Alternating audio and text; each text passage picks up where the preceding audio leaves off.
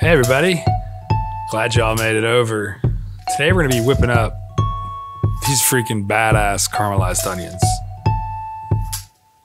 First we're gonna start off by cutting up our onion. Just get the top and the bottom off, cut it in half, peel off the paper and that first layer, the first ring, we want that off. Now we're gonna julienne it, which means we're gonna do some 1/4 inch wide slices down it just like this.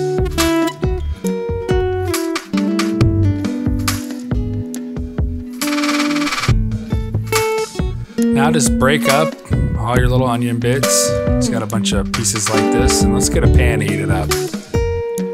400 to 450 is where we want it. You can do this by getting your stove on medium-high heat.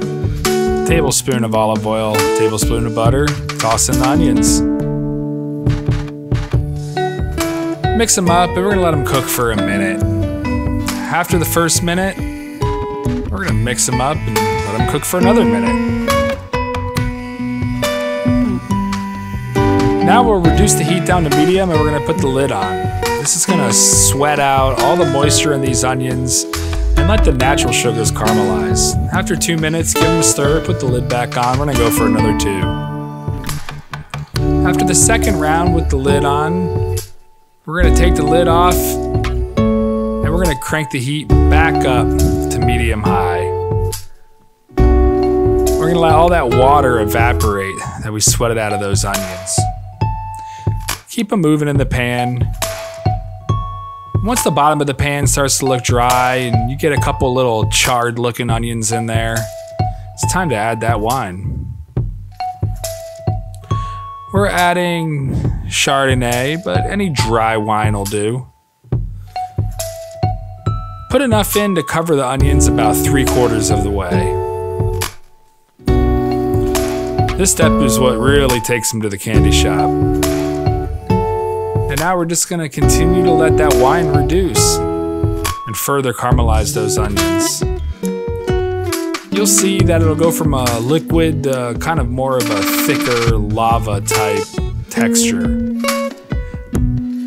Once you got just a little bit of liquid left in the pan, and it's enough to where if you gave it a good toss, it'll coat the onions and come off the bottom of the pan, they're ready. Last step is just gonna be to season them. A little bit of salt and pepper. You don't wanna add the salt and pepper until this step, because it could affect the way they actually caramelize.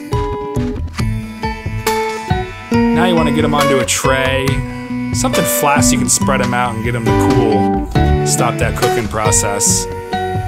At this point, you can store them in the fridge for up to 48 hours, or eat them.